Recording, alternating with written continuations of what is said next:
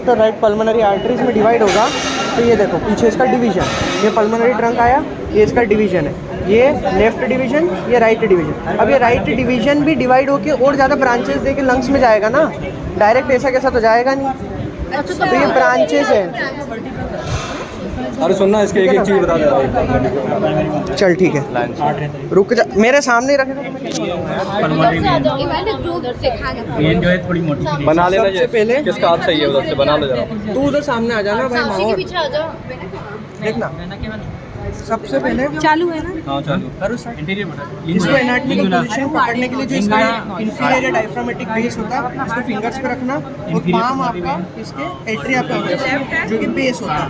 अब सबसे पहले सरफेसेस डिस्कस करेंगे। तो सरफेसेस में ये जो पूरा है ये एंटीरियर सरफेस, ये जो फिंगर्स है मेरी ये है डायफ्रामेटिक या इंफीरियर सरफेस, और ये वाला जो साइड है ये लेफ्ट सरफेस हो जाएगा, ये राइट सरफेस हो जाएगा। 4 सरफेसेस। अब 4 बॉर्डर्स। 4 बॉर्डर्स में सबसे पहले ये जो शार्प बॉर्डर दिखती है ये इंफीरियर बॉर्डर होती है, और जो एपेक्स ये होता है, जो शार्पेस्ट पॉइंटेड पार्ट दिखता है ये होता है apex of heart. Apex of heart से लेकर जो राइट लेफ्ट एट्रियम का जो लेफ्ट ऑरिकल होता है, इसके बीच में एक इमेजिनरी लाइन ड्रॉ करेंगे, उसको बोलेंगे हम लेफ्ट बॉर्डर। और जो राइट बॉर्डर होगी वो सुपीरियर विना कावा से इंफीरियर विना कावा को एक इमेजिनरी लाइन होगी राइट बॉर्डर। फिर आपकी एक होती है अपर बॉर्डर या फिर कोरोनरी बॉर्डर जिसको बोलते हैं, वो होती है दोनों ऑरिकल्स और वेंट्रिकल्स के बीच में कोरोनरी सल्कस के यहाँ। इसको क्लिनिशियंस या सर्जन्स बेस भी बोलते हैं। और इसी को अपर बॉर्डर भी बोलते हैं। ये बॉर्डर्स हो गई चारों। फिर उसके बाद में आते हैं 4 चैम्बर्स। इसके जो 4 चैम्बर होते हैं, 2 ऑरिकल्स और 2 वेंट्रिकल्स। तो ये जो इंफीरियरली प्लेस्ड होते हैं ये होते हैं वेंट्रिकल्स, और सुपीरियरली प्लेस्ड होते हैं ऑरिकल्स। तो फिर उसके बाद में इन चारों को डिवाइड करते हैं इंटरनली सेप्टम, और जो सेप्टम्स इनको इंटरनली डिवाइड करते हैं उनके कारण जो इनके सुपीरियर सरफेस होता है, उस सुपीरियर सरफेस के ऊपर क्या होता है कि पिट्स बन जाती है, ग्रूव्स बन जाते हैं सल्कस के कारण, वो उनको सल्कस बोलेंगे। तो जो हमारे 2 वेंट्रिकल के बीच में सल्कस रहेगा उसको बोलेंगे इंटरवेंट्रिकुलर सल्कस। इंटरवेंट्रिकुलर सल्कस पूरा यहाँ से एंटीरियर पार्ट से लेके इसके इंफीरियर सरफेस तक एक्सटेंड होगा। तो इसके 2 पार्ट होते हैं, ये जो एंटीरियर दिख रहा है इसको एंटीरियर पार्ट बोलेंगे, और ये जो इंफीरियर दिख रहा है इसको इंफीरियर पार्ट बोलेंगे। हाँ, पोस्टीरियर इंफीरियर पार्ट। और फिर उसके बाद आर्टरियोवेंट्रिकुलर सल्कस। आर्टरियोवेंट्रिकुलर सल्कस को कोरोनरी सल्कस भी बोला जाता है। कोरोनरी सल्कस इसलिए बोलते हैं क्योंकि वो राउंड होता है पूरा, तो ये एक्सटेंड होगा between the auricles and ventricles. तो यहाँ से ये शुरू हो रहा है पूरा, और ये पूरा एक्सटेंड होते जा रहा है। पूरी इस फैट की लाइन को आप ऑब्जर्व करते जाओ, ये पूरा कोरोनरी सल्कस है, यहाँ आकर एंड हो गया। यहाँ बीच में जो है पल्मोनरी ट्रंक होने के कारण डिसकंटिन्यूटी होती है। ये दूसरा सल्कस। और तीसरा सल्कस होता है inter atrial sulcus. Inter atrial sulcus होगा दोनों सल्कस के बीच में। ये 2 एट्रियम है, ये लेफ्ट एट्रियम, ये राइट एट्रियम, इनके बीच में ये जो सल्कस है ये इंटर एट्रियल सल्कस होगा। और तीनों सल्कस का जो मीटिंग पॉइंट होता है जो कि यहाँ है, इंफीरियर विना केवा के यहाँ मिलेगा। ये आपका interventricular sulcus, coronary sulcus, inter atrial sulcus, इसको बोलेंगे क्रुक्स ऑफ हार्ट या क्रक्स ऑफ हार्ट जो। फिर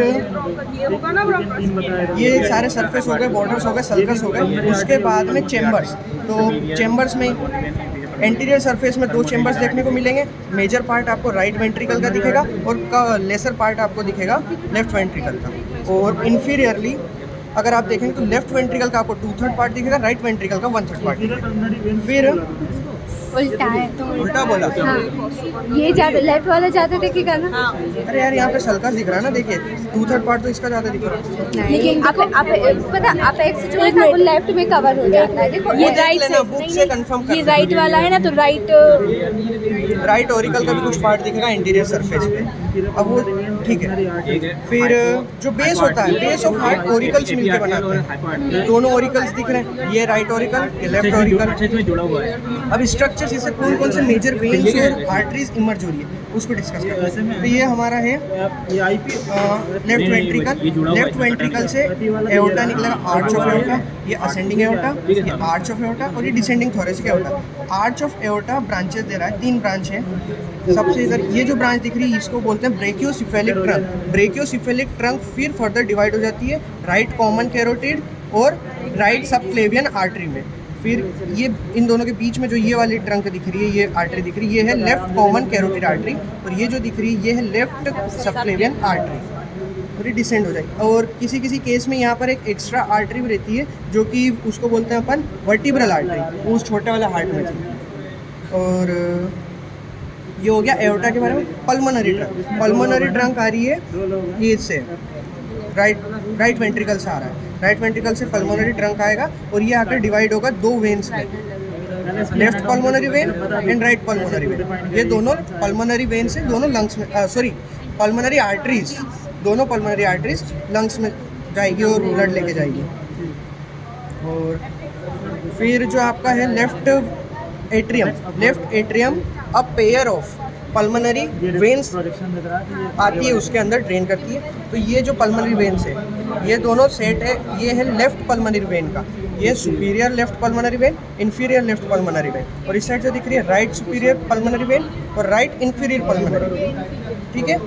और ये रहा यहाँ से इंफीरियर है, इसी के अंदर जो आपका राइट ऑरिकल है, इसके अंदर खुल रहा है, नीचे से ड्रेन कर रहा है इंफीरियर वेना केवा, और ये है superior vena cava. Superior vena cava बनता है राइट ब्रेकियोसिफेलिक वेन और लेफ्ट ब्रेकियोसिफेलिक वेन के उससे कॉम्बिनेशन से, ये हो गया सुपीरियर वेना केवा। और सुपीरियर वेना केवा के ऑरिकल में खुलने से जस्ट 1 या 1.5 सेंटीमीटर अबोव अजाइगस वेन आकर ड्रेन करती है, ये अजाइगस वेन। किसके खुलने से पहले?